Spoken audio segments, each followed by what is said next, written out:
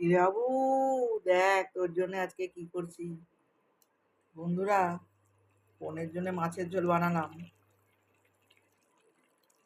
আলু, শিম, বড়ি, ধনেপাতা কুচি আর মাছ, এই সব দিয়ে মাছের ঝোল করলাম। খুব কমন রান্না, তোমরাও সব অসাধারণ রান্না করতে পারো এইসব দিয়ে। হয়ে গেছে, এবার নামাবো।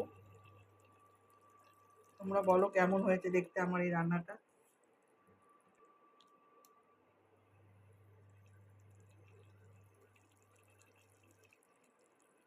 দেখো হয়ে এসছে, এবার নামাবো। খুব সাধারণ রান্না কিন্তু খেতে খুব সুন্দর হয়। তোমরা দেখে বলো কেমন হয়েছে। তোমাদের ভালো লাগলে আমার ভালো লাগবে।